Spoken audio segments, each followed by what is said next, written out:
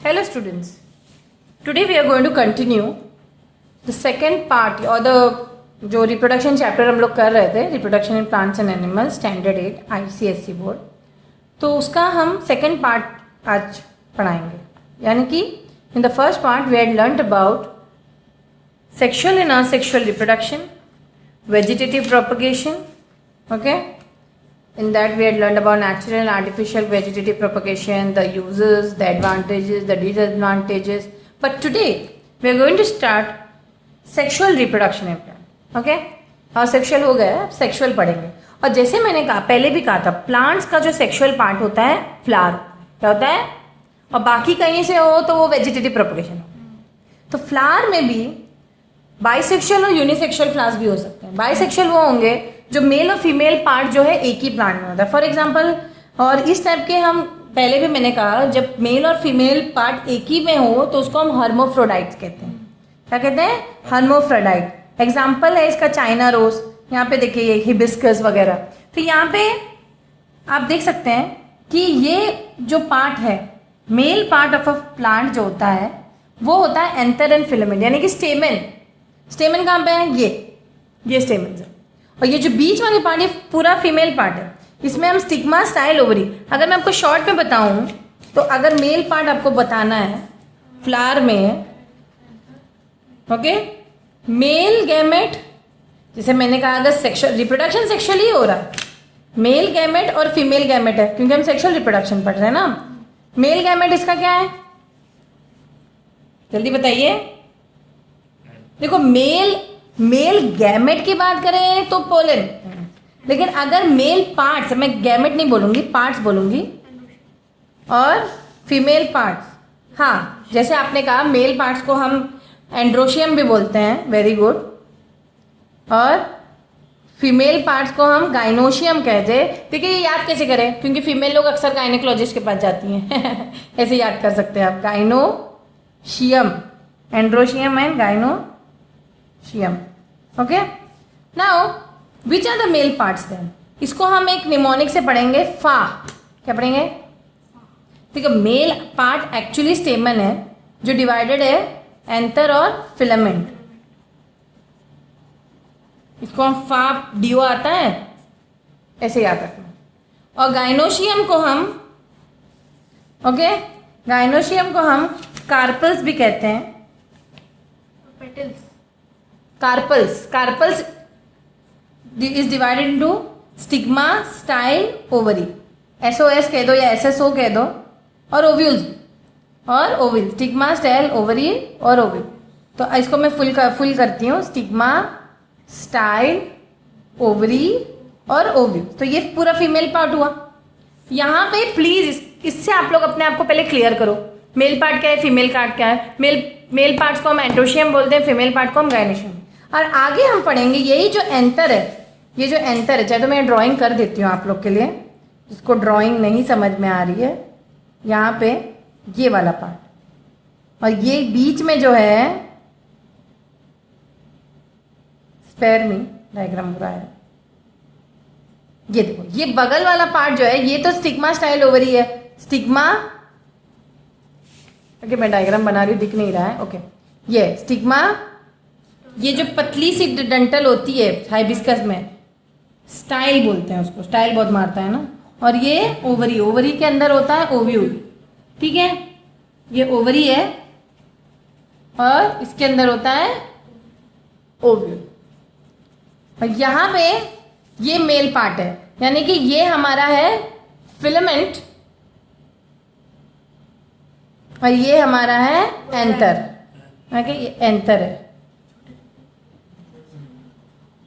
अब इसी एंथर को, दिख नहीं रहा है ना आप लोग को, 1 मिनट, इसी एंथर को, ये देखो, ये एंथर है, ये फिलामेंट है, ये हमारा मेल पार्ट है. मेल पार्ट को हमने क्या कहा, स्टेमन भी कहते हैं, गाइनोशियम भी, एंड्रोशियम भी कहते हैं. इसको हम देखो, स्टिग्मा, स्टाइल, ओवरी हो तो हम पिस्टिल कहते हैं. ये पिस्टिल है, इतना हो तो पिस्टिल, पूरा हो तो कार्पल्स. देखो स्टूडेंट्स, प्लीज टर्म्स को याद रखिए. अब आप इस एंथर को हम कट करेंगे, तो इससे पोलन ग्रेन्स निकलते हैं. क्या निकलते हैं? जो पॉलिनेशन करते हैं, जो एक्चुअली रिप्रोडक्शन में पार्टिसिपेट, यही पोलन ग्रेन्स स्टिग्मा पे आके अंदर की तरफ जाते हैं और यही ओवरी से होते हुए ओविल के अंदर जाते हैं। ठीक है, ये हम अभी डिटेल में पढ़ेंगे। पहले तो इतना समझिए, इसके एक आउटलाइन समझिए, किसकी क्या ज़रूरत है, पेटल की क्या ज़रूरत होती है। तो तुम लोग मुझे क्वेश्चन कर सकते हैं, मैम सारा काम तो इन्हीं लोग का है तो पेटल क्यों है? क्योंकि पेटल्स कलरफुल होते हैं, वो अट्रैक्ट करते हैं। किसको अट्रैक्ट करते हैं? इंसेक्ट्स को। इंसेक्ट्स उसमें से पोलन ग्रेन निकाल के दूसरे प्लांट में डाल देते हैं, तो वहाँ पे भी रिप्रोडक्शन हो जाता है। देखो पॉलिनेशन दो टाइप के होते हैं, सेल्फ पॉलिनेशन और क्रॉस पॉलिनेशन। तो यहाँ पे सेल्फ पॉलिनेशन हो तो इसी में हो जाएगा, क्रॉस पॉलिनेशन है दूसरे फ्लावर में होगा, या इसी फ्लावर के दूसरे इसी प्लांट के दूसरे फ्लावर में होगा, या दूसरे प्लांट के दूसरे फ्लावर उसी सेम फ्लावर का होगा। ठीक है, नाउ नेक्टरी क्या होता है? वो produce nectar to attract insect. Sepal यहाँ पे दिया है, sepal to protect the petal. Sepals क्यों होते हैं? देखो यहाँ पे सेपल्स हैं, ये सेपल, ये सेपल्स इसलिए होते हैं पेटल्स को प्रोटेक्ट करने के लिए। ठीक है, तो ये पूरा डायग्राम जो है स्ट्रक्चर ऑफ फ्लावर एग्जाम में आता है। और पार्ट्स ऑफ फ्लावर में जैसे 1 by 1 पे यहाँ दिया है, सेपल्स होते हैं, calyx is made of several green leave. ये देखो मैं यहाँ पे एक्सप्लेन करती जाती हूँ। जो कैलिक्स और सेपल्स होते हैं ये ग्रीन कलर के होते हैं और वो प्रोटेक्ट करती है, ब्राइटली कलर्ड भी होते हैं कभी कभी। कोरोला और पेटल्स, पेटल्स को हम दूसरा नाम क्या है? कोरोला भी बोलते हैं, प्लीज याद रखना। ओके, पेटल्स को हम क्या बोलते हैं? कोरोला भी बोलते हैं। पेटल्स अलग अलग शेप के होते हैं, कलर के होते हैं, और वो अट्रैक्ट करते हैं किसको? इंसेक्ट्स को। स्टेमेंस का है, जैसे मैंने कहा stamens is the male part, M लिख दो। Pistil is the female part. Okay, इसका फा लिख दो, इसका SOS लिख दो, SOS इसका फा। F stands for filament, A stands for anther. तो अगर मैं पूछूं मेल पार्ट क्या है तो आप बोलोगे फा, फीमेल पार्ट क्या है? SOS। सॉस, टमाटो सॉस नहीं, सॉस SOS याद रखना, जैसे आप लोग को याद रखना है। स्टिग्मा स्टाइल ओवरी, तो एंथर और फिलामेंट है मेल पार्ट। अब ये जो नेक्स्ट है, ये जो मेल गैमेट की बात कर रही थी, जैसे मैं अभी आप लोग को एक्सप्लेन करते वक्त मेल गैमेट लिख दिया था मैंने। एक्चुअली मेल गैमेट क्या होता है? मेल गैमेट हमारा पोलन ग्रेन्स ही होता है। मेल गैमेट क्या होता है? Pollen grains. क्या होता है? Pollen grain. और फीमेल गैमेट अभी वो भी मैं बताऊंगी, पहले ये देख लीजिए। तो वो कहाँ से निकलता है? जैसे मैंने कहा एंथर के पार्ट से निकलता है, या इसको कट करो, यहाँ से पोलन ग्रेन्स निकलते हैं। और पिस्टिल और carpels, the pistil have a stigma, a style and an ovary, SOS। देखिए, the stigma is the sticky part of the top of the pistil, the style is a thin tube like structure. एकदम सब जो पतली सी डंडी होती है hibiscus में, वो स्टाइल है जो स्टाइल मार रही है। ठीक है, वो थिन सी है ना, अक्सर मॉडल से स्टाइल मारती है, थिन होती है, पतली पतली दुबली दुबली। ठीक है, नेक्स्ट पॉलिनेशन। तो एक्चुअली होता क्या है इसमें? उसमें होता है पॉलिनेशन, यानी कि उसमें ट्रांसफर होता है पोलन ग्रेन्स कहाँ से कहाँ तक? यहाँ से एंथर से निकल के पोलन ग्रेन्स कहाँ जाने वाला है? स्टिग्मा में। ठीक है, ये सेम स्पीशी में होना चाहिए, बहुत जरूरी है। और ये सेम फ्लावर में भी हो सकता है, दूसरे फ्लावर में भी ऑफ द सेम स्पीशीज, लेकिन अलग प्लांट पे भी हो सकता है। तो यहाँ पे इसीलिए मैंने कहा दो टाइप के पॉलिनेशन होते हैं। कौन कौन से? Self pollination and cross pollination. Very important, to top self pollination, इसका डिफरेंस एग्जाम में बहुत आता है। तो let us see what is self pollination and cross pollination. यहाँ पे एक डायग्राम दिया गया है, देखो यहाँ पे सेल्फ हो रहा है। क्यों सेल्फ हो रहा है? ठीक है, ये देखो एक ही प्लांट में भी हो सकता है, अलग अलग प्लांट में ही हो सकता है। तो एक ही प्लांट में जब होता है, एक ही फ्लावर पे होगा तो होगा सेल्फ पॉलिनेशन। क्रॉस होगा एक फ्लावर से दूसरे प्लांट के फ्लावर तो होगा क्रॉस। ठीक है, तो यहाँ पे एग्जाम में आप लोग को डिफरेंसेस पूछे जाएंगे, तो प्लीज आप लोग लिखिए जरूर। नेक्स्ट, अब आप लोग मुझे क्वेश्चन कर सकते हैं, मैम सेम प्लांट में तो समझ में आ रहा है कि वहीं का वहीं पोलन ग्रेन्स उड़ के भी जा सकता है विंड के थ्रू, लेकिन दूसरे प्लांट में मैम कैसे जाएगा? हनी भी ले जा सकता है, बर्ड ले जा सकते हैं, यानी कि there are agents of pollination. Pollination के बहुत सारे एजेंट्स होते हैं। कौन कौन? Insects, water, pollinated by wind. ठीक है, यहाँ पे एग्जाम्पल्स आप लोग के इसमें दिया है, इसके टर्म्स भी होते हैं लेकिन 8th स्टैंडर्ड में दिया नहीं गया है, तो आप लोग छोड़ दीजिए। फर्टिलाइजेशन इन प्लांट, तो एक्चुअल फर्टिलाइजेशन प्रोसेस हो कैसे रहा है? देखिए, plants pollination is followed by fertilization. जैसे ही पॉलिनेशन हो गया उसके बाद क्या होता है? देखो पोलन ग्रेन्स का ट्रांसफर होना, पॉलिनेशन हुआ। ये देखिए, ये आपका पूरा क्या है? स्टेमन है। स्टेमन is comprised of anther and filament. This is what? This is your pistil, stigma style ovary. अब ये जो पोलन ग्रेन एंटर से निकल के स्टिग्मा पे गया, वहां से ये देखो इस तरीके से अंदर चला जाता है। कहाँ जाना है इनको? अंदर। किसके पास? एग के पास। यानी कि ये इसका स्पर्म सेल्स, एग सेल्स, ये दोनों मिलके क्या बनने वाले हैं? अब जाइगोट, यानी कि बच्चे का पहला स्टेज। तो प्लांट का भी तो बच्चा होता है, प्लांट का बच्चा, छोटा प्लांट या सीड, ठीक है, सीड। फ्रूट के अंदर ही तो सीड होता है। तो ये जो अंदर वाला पार्ट क्या बन जाता है? सीड। और बाहर वाला पार्ट जो ओव्यूल्स होते हैं, अंदर वाला पार्ट ओव्यूल है, वो क्या बन जाता है आगे चल के? Seed. Ovule develops into seed. और जो ये ओवरी, बाहर वाला पार्ट ओवरी है, ये आगे चल के क्या बनने वाला है? फ्रूट। इसीलिए तो हम देखते हैं, और ये जो पेटल्स एटल्स झड़ जाते हैं, अब वो फ्रूट बन गए। फ्रूट के अंदर सीड, उसी सीड से दूसरे प्लांट होते हैं। समझ में आया कॉन्सेप्ट? तो जब ये पॉलिनेशन जो होता है, उसके बाद जो है अंदर पोलन ग्रेन जाते हैं, यानी कि यहाँ पे फ्यूजन होता है स्पर्म सेल्स और एग का, और इस फ्यूजन से क्या बनता है? जाइगोट। और इस प्रोसेस को हम क्या, fusion of male and female gamete is called syngamy. क्या बोलते हैं? Syngamy. Thus ovule with zygote is fertilized ovule. Okay ना, फॉर्मेशन जो भी ओव्यूल में जाइगोट होगा उसको हम फर्टिलाइज ओव्यूल बोलेंगे, क्योंकि फर्टिलाइज हो चुका है। और जिस ओव्यूल में जाइगोट नहीं होगा, फर्टिलाइज नहीं होगा। अब सीड के और फ्रूट, जैसे मैंने कहा स्टेप बाय स्टेप, पहले pollen grains from flowers pollinated by wind. वो पॉलिनेशन से क्या होता है? स्टिग्मा ऑफ फ्लावर से सेम स्पीशीज में जाके पोलन ट्यूब, इसको पोलन ट्यूब बोलते हैं, ये पोलन ट्यूब में जाता है। पोलन ट्यूब से वो कहाँ रीच होता है? ओव्यूल में। देखो स्टेप बाय स्टेप आपके टेक्स्ट बुक में दिए गए। ओव्यूल में रीच होता है, फिर फ्यूजन ऑफ मेल और फीमेल गैमेट्स होते हैं, सिंगैमी प्रोसेस होता है और जाइगोट बनता है। लेकिन हम आर्टिफिशियल पॉलिनेशन भी करा सकते हैं, यानी कि इंसान खुद भी पॉलिनेशन करा सकता है। There are many ways to improve the crop plants by doing artificial pollination. यहाँ पे दो different varieties of craft plant लिया जाता है अपने अपने कैरेक्टरिस्टिक के हिसाब से। किसी का फ्रूट अच्छा है, किसी का फ्लावर अच्छा है, तो उसको हम क्या करते हैं? साथ में लेकर सिलेक्ट करते हैं पहले, ठीक है। तो stamens of bisexual flower are remove from its anther before its anther mature. Anther mature होने के बाद ही तो पोलन ग्रेन देगा, इसीलिए उसी से पहले, उसके पहले निकाल देते हैं। और स्टेमन, मतलब स्टेमन को निकाल देते हैं, ये पूरा उखाड़ देते हैं लोग पहले ही एंटर मैच्योर होने। ये वाला पार्ट नहीं निकालेंगे, ये तो मैच्योर्ड हो गया, पोलन ग्रेन निकले, लेकिन उनको ऐसा वाला चाहिए तो वो ले लेते हैं। उसके बाद गाइनोशियम जो है वो इंटैक्ट रखते हैं। गाइनोशियम यानी कि फीमेल पार्ट ना, अभी तो मैंने बताया था गाइनोशियम। ओके, गाइनोशियम GYNOE, अगर स्पेलिंग मैंने गलत लिखा तो करेक्ट कर लीजिए। तो gynoecium is kept intact by covering it with paper और polythene to prevent natural pollution. उसको क्या करते हैं इन लोग? इस पे एक पॉलीथीन डाल देते हैं ताकि कहीं और से पोलन ग्रेन ना आए, क्योंकि वो खुद डालने वाले हैं ना कट करके इसको अभी, ठीक है। फिर to prevent natural, this process is called bagging, जिससे हम पॉलीथीन बंद कर देते हैं, उस प्रोसेस को हम क्या कहते हैं? बैगिंग। और when the stigma of flower, जब स्टिग्मा ऑफ फ्लावर मैच्योर होता है, pollen grain from the selected plant are taken and deposited on the stigma. वो पोलन ग्रेन हम फिर उस पर डेपोजिट कर देते हैं, और जो सीड्स प्रोड्यूस होते हैं वो variety of crop plants produce करते हैं। और this process of crossing two plants to get variety of new plant possessing good characteristics of both the plants is called hybridization. तो एक्चुअली हाइब्रिडाइजेशन ऐसा होता है, ओके। और इसीलिए न्यू वेराइटी या hybrid variety of seeds produce होते हैं। समझ में आया? Very good.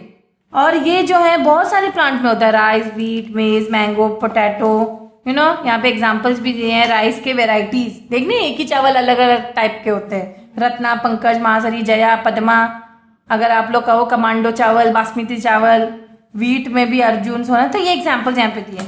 तो ये तो बात हुई सेक्सुअल रिप्रोडक्शन इन प्लांट। लेकिन एनिमल्स में कैसे होते हैं?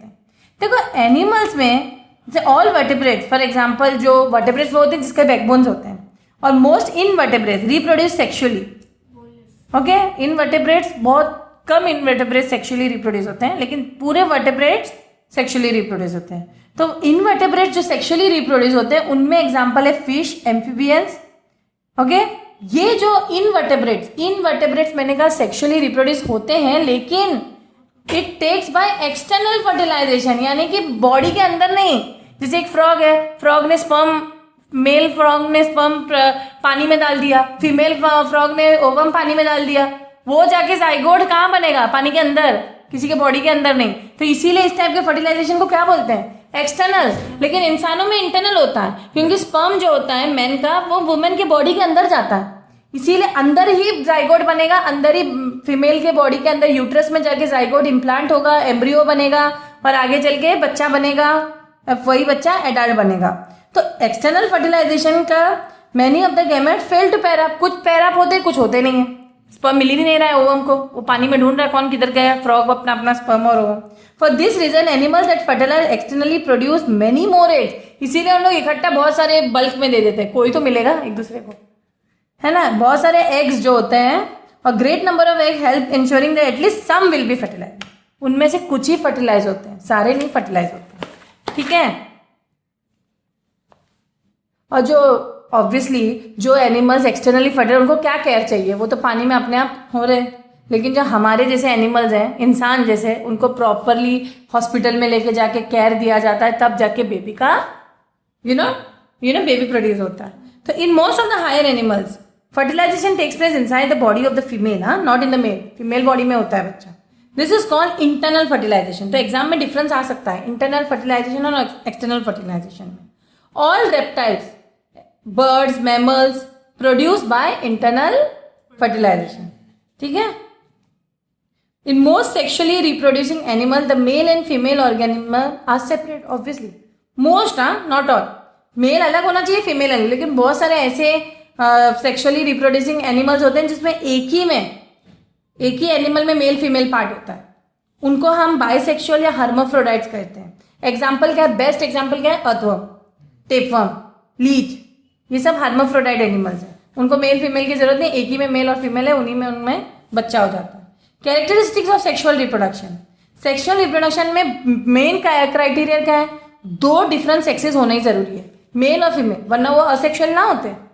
फिर sexes produce reproductive cells, gametes produce करते हैं, और ये जो male gamete is a small cell with nucleus, अभी मैंने ड्रॉ किया था स्पर्म का डायग्राम, इस तरीके से होता है, ठीक है, small cell with a tail, उसमें न्यूक्लियस होता है, इसको फ्लैजिलम भी बोलते हैं, क्या बोलते हैं, फ्लैजिलम। और ये फ्लैजिलम क्यों हेल्प होता है, लोकोमोशन के लिए, यानी कि ये स्पर्म मूव होके वुमेन बॉडी में जाती है, इसीलिए इसको मूवमेंट के लिए फ्लैजिलम यूज करते हैं। एग या ओवम, ये वुमेन बॉडी में ही होती है, फीमेल गैमेट हम क्या कहते हैं, एग और ovum. Ovum is a large round cell, जैसे मैंने यहाँ पे डायग्राम ड्रॉ किया था इस तरीके से, उसको भी न्यूक्लियस होता है, इसमें भी न्यूक्लियस होता है, ठीक है, इसमें भी न्यूक्लियस होता है। दिस गैमेट्स एक दूसरे से फ्यूज करके क्या बनाते हैं, जाइगोट, वही जाइगोट एम्ब्रियो बनता है, वही एम्ब्रियो बेबी बनता है, वही बेबी आगे चल के एडल्ट बनता है, ठीक है। और सेक्सुअल रिप्रोडक्शन इन ह्यूमंस में उसका मेन देखिए होता कैसे, सेक्सुअली रिप्रोड्यूस कब हो सकते हैं, एक पर्टिकुलर एज में, जैसे 5 साल या 6 साल का बच्चा नहीं प्रोड्यूस कर सकता, क्योंकि उसमें सेक्सुअल पार्ट्स डेवलप नहीं होते हैं। तो किस एज में, एक डेफिनेट एज होता है उस चीज के लिए, उस एज को हम क्या कहते हैं, प्यूबर्टी। जब 13 साल 14 साल जब टीनेज होते हैं, हमारे सेक्सुअल पार्ट्स डेवलप होते हैं, और जनरली मेल्स को 13 से 14 ईयर्स में प्यूबर्टी होती है, और फीमेल्स में 10 to 12 ईयर्स। देखो मेल में मेल के पार्ट्स और फीमेल के पार्ट्स अलग होते हैं। अगर हम मेल की पार्ट्स बात करें तो उनमें टेस्टिस होते हैं, फीमेल्स में एग्स होते हैं, ओके, उसमें ओवरीज, जो एग्स होता है कौन प्रोड्यूस करता है, ओवरीज। अब ये तुम बोल सकते हो मैम ये ओवरीज का है, जैसे ये फीमेल की बॉडी है, इसके अंदर यहाँ पे ओवरीज होती हैं जो एग रिलीज करती हैं, ठीक है। और मेल्स में और क्या कैरेक्टरिस्टिक्स अलग हो जाती है, 13 के बाद थोड़ी आवाज डीप हो जाती है, एकदम भारी सी हो जाती है, हेयर मूछे दाढ़ी आने लगती है, टेस्टिस स्पर्म्स प्रोड्यूस करने लगते हैं, okay. This changes are caused by hormone, जैसे हम लोग ने चैप्टर पढ़ा है एंडोक्राइन सिस्टम, हमें पता है कि हार्मोन टेस्टोस्टेरोन रिस्पॉन्सिबल है मेल के अंदर ये चेंजेस प्रोड्यूस करने के लिए, और फीमेल के अंदर कौन से हार्मोन होते हैं, प्रोजेस्ट्रॉन और एस्ट्रोजन। प्लीज स्टूडेंट्स इसको याद रखिए, ठीक है। और फीमेल्स में क्या चेंजेस आती है, मेमरी ग्लैंड्स, जिसे ब्रेस्ट फॉर्मेशन होता है, ओके, हिप्स, राउंडेड बॉडी हो जाती है, और इसका मेन हार्मोन कौन है, स्पेशली एस्ट्रोजन, उसका मेन हार्मोन क्या था, मेल का टेस्टोस्टेरोन। ये बहुत इंपॉर्टेंट है स्टूडेंट्स, ये भूलना नहीं। अब क्योंकि फीमेल में मैंने कहा कि और भी चेंजेस आते हैं, उनमें पीरियड्स होते हैं, तो उनका जो पहला पीरियड्स होता है या पहली बार जब होता है उसको हम मिनार्क कहते हैं, और आखिरी बार जो होता है उसको हम कहते हैं मेनोपॉज।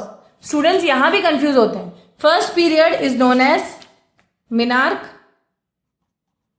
फर्स्ट पीरियड्स होते हैं उसको हम मिनार्क कहते हैं, और लास्ट या आखिरी ये 40, देखो हर वुमन में जो ओवरीज होते हैं वो इतने ही मतलब 50 मतलब उतने ही ओवरीज फिक्स्ड रहते हैं, और ये इनके 40 साल तक खत्म हो जाते हैं। तो उसके बाद क्यों मेंस्ट्रुएशन होगा? उसके बाद पीरियड्स नहीं होंगे। ये जो पीरियड्स के प्रोसेस को, जो मेंस्ट्रुअल फ्लो होता है उसको हम मेंस्ट्रुएशन कहते हैं। 40 या 45 साल के बाद नहीं होता क्योंकि एग्स खत्म हो जाते हैं। ओवरीज जो है एग्स प्रोड्यूस करना बंद कर देती हैं। जब एग्स नहीं प्रोड्यूस होंगे तो बच्चा भी नहीं होगा। ये क्यों? क्योंकि जब एक वुमेन बॉडी में, यहाँ पे प्लीज स्टूडेंट्स अच्छे से कॉन्सेप्ट समझिए, कैसे एक बेबी प्रोड्यूस होता है। अगर woman body ovaries egg release कर दी, वो एग वेट करती है स्पर्म का, लेकिन जब स्पर्म नहीं मिलता है वो एग फूट जाता है और ब्लड रिलीज होता है, और वो ब्लड 7 डेज तक रिलीज होता है। उस प्रोसेस को हम मेंस्ट्रुएशन कहते हैं। लेकिन दूसरा अगर हम कंडीशन बताएं, जैसे मैंने कहा वुमन की एग वेट करती है स्पर्म का, वुमन का एग हर महीना वेट करती है स्पर्म का, लेकिन स्पर्म जब नहीं आता है तो मेंस्ट्रुएशन होता है। लेकिन स्पर्म आ गया तो ये सब होता है। अगर स्पर्म आ जाए, स्पेशली बेसिकली इसीलिए after marriage and all pregnancy होती है या बच्चा होता है, लेकिन क्यों? क्योंकि मेल को फीमेल को स्पर्म मिल गया, अब वो फ्यूज होते हैं, वो लोग फ्यूज होके जाइगोट यानी कि फर्स्ट स्टेज ऑफ बेबी बनता है, और इसका इम्प्लांटेशन ह्यूमन के यूट्रस, यहाँ हम दिखा रहे हैं आपको यूट्रस का दिखेगा, ये है हमारी ओवरीज। देखिए ये पार्ट, ये जो पूरा पार्ट होता है ये यहाँ पे होता है, यहाँ ओवरीज। तो ये जो 2 ओवरीज हैं ये फेलोपियन ट्यूब्स है। देखो ओवरीज से यहाँ अंडे होते हैं, बहुत सारे अंडे होते हैं, एक एक अंडा आता है हर महीने। एक अंडा आया, यहाँ से स्पर्म अंदर वेजाइना के थ्रू स्पर्म आता है, यहाँ आता है, यहाँ तक खुद आता है, इसीलिए तो उसको फ्लैजिलम है, इसीलिए तो उसको मूवमेंट करने के लिए फ्लैजिलम है। फ्लैजिलम मूव करके इसके पास आता है, आके यहाँ पे वो मिलते हैं। अगर मिल गए तो जाइगोट बनेगा, अगर मिल गए तो जाइगोट बनेगा, नहीं मिले तो मेंस्ट्रुएशन, नहीं मिले तो मेंस्ट्रुएशन होगा। इसीलिए जो यंगस्टर्स, लड़कियां वगैरह, उनको मेंस्ट्रुएशन रेगुलर होता है। और जो मैरिज में क्योंकि स्पर्म का प्रोडक्शन मेल एक मौजूद है, मेल और फीमेल का फ्यूजन होगा, इस वजह से जाइगोट होके, एम्ब्रियो होके, इन्फेंट होके एडल्ट बन जाता है। तो आई होप यू हैव अंडरस्टूड कि मेंस्ट्रुएशन कब होता है और प्रेगनेंसी कब होती है। अगर प्रेगनेंसी हो रही तो मेंस्ट्रुएशन नहीं हो सकता, अगर मेंस्ट्रुएशन हो रहा है तो प्रेगनेंसी नहीं हो सकती, क्योंकि एग फूट गई। अब वो एग भी क्यों फूटती है? देखो एग जो है वेट करता है कि स्पर्म आएगा, ये मैंने 1000 बार कहा अभी, लेकिन नहीं आया। अब अल्लाह ताला ने या गॉड ने बॉडी को ऐसे बनाया कि वो रेडी होता है कि अब स्पर्म आएगा, जल्दी जल्दी यहाँ पे ब्लड का लेयर बना लेता है कि अगर आएगा तो ये फ्यूज हो जाएगा। और जाइगोट जब एम्ब्रियो बनने के लिए कहाँ जाके इम्प्लांट होता है? ये जो है ये बच्चा एक्चुअली यूट्रस में इम्प्लांट होता है, यहाँ पे एम्ब्रियो का इम्प्लांटेशन होता है। कब? अगर स्पर्म और ओवम का मिलाप हुआ तो। नहीं हुआ तो ये जो ब्लड का लेयर एम्ब्रियो के लिए वेट कर रहा था वो फूट जाता है और ये पूरा जो लेयर है बह जाता है, और उस प्रोसेस को हम मेंस्ट्रुएशन कहते हैं। आई hope you have understood this topic, ठीक है। और फीमेल रिप्रोडक्टिव सिस्टम में जैसे मैंने कहा क्या क्या होते हैं, ओवरीज, ओविडक्ट, यूट्रस। देखिए ओवरीज, ओविडक्ट्स, ये फेलोपियन ट्यूब्स है, ये ओके, ये सब फीमेल पार्ट्स होते हैं, वेजाइना, ठीक है। तो ये आप लोग पढ़ सकते हो। और development in human beings, fertilization, sexual intercourse में फर्टिलाइजेशन हुआ, मेल और फीमेल का मिलाप हुआ, ओके।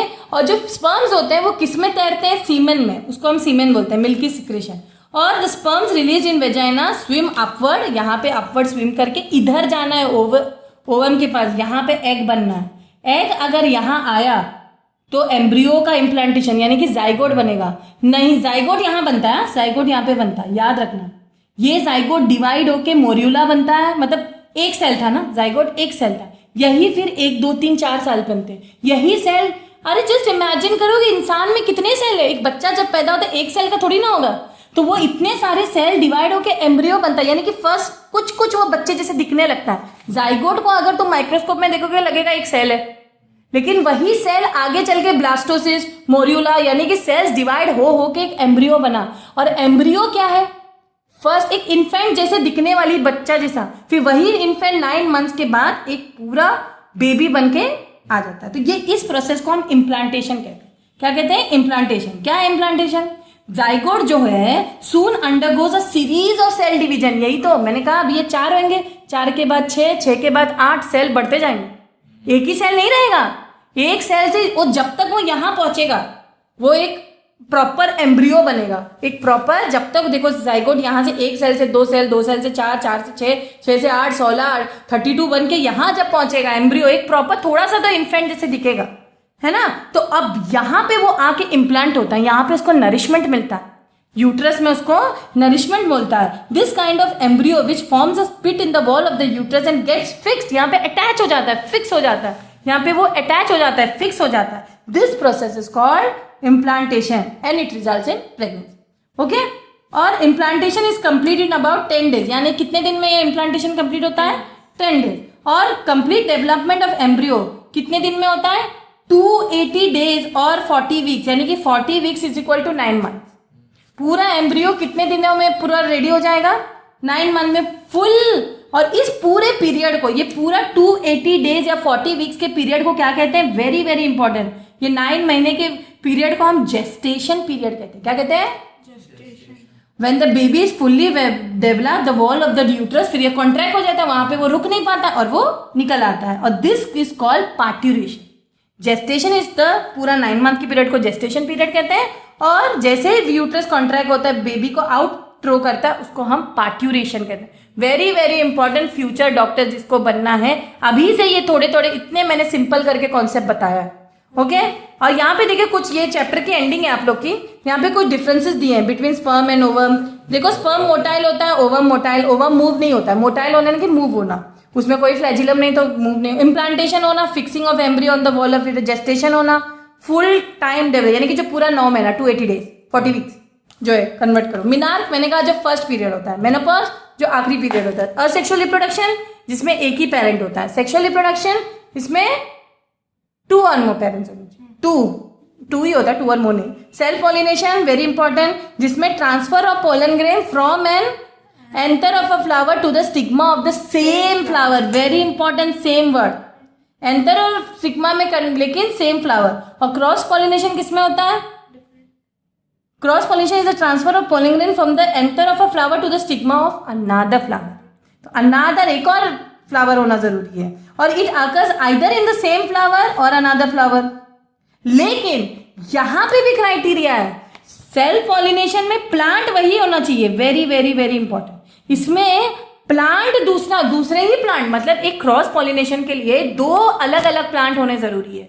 और सेल्फ पॉलिनेशन में एक ही प्लांट के या तो एक ही फ्लावर में हो, जैसे इस डंठल पे एक फ्लावर है, इस डंठल पे एक फ्लावर है। चाहे तो मैं ड्रॉ करके दिखाती हूँ आप लोग को। यहाँ आप लोग देखिए ये सेल्फ पॉलिनेशन कैसा होता है और क्रॉस कैसा है। ठीक है, यहाँ पे आप लोग प्लीज़ ये कॉन्सेप्ट को अच्छे से समझ लीजिए, क्योंकि बहुत कंफ्यूजन होता है। सेल्फ पॉलिनेशन जैसे मैंने कहा, ये फ्लावर है, ओके, यही एक ही प्लांट है और एक और फ्लावर है। ये एक फ्लावर है फ्लावर पॉट में, यहाँ पे 2 फ्लावर पॉट्स हैं। मेरे डायग्राम को स्पेयर करो, अच्छी डायग्राम नहीं बनाती हूँ मैं, लेकिन समझो इस कॉन्सेप्ट को। ओके, ये फ्लावर है, ठीक है। अब यहाँ पे देखिए, ये सेल्फ पॉलिनेशन सेम प्लांट के या तो सेम फ्लावर में हो या तो दूसरे फ्लावर पे हो, यहाँ से यहाँ जाए, लेकिन दूसरा प्लांट नहीं होना चाहिए। यहाँ पे क्राइटेरिया क्या है? 2 अलग अलग प्लांट में, और ये दोनों सेम स्पीशीज के होने चाहिए। कैसे होने चाहिए? ये नहीं कि हाइबिस्कस और लिली और रोज में करा दो, नहीं, सेम स्पीशीज होने चाहिए। और कौन लेके जाएगा इधर से उधर? Agents of pollination. कौन कौन? Insect, wind, water etcetera. Okay, और पॉलिनेशन और फर्टिलाइजेशन में डिफरेंस क्या है? Pollination is the transfer of pollen grains from anther to stigma, और फर्टिलाइजेशन में जब ये फ्यूजन हो जाता है मेल और फीमेल का, उसको हम fertilization. I hope you have understood the chapter. Thank you.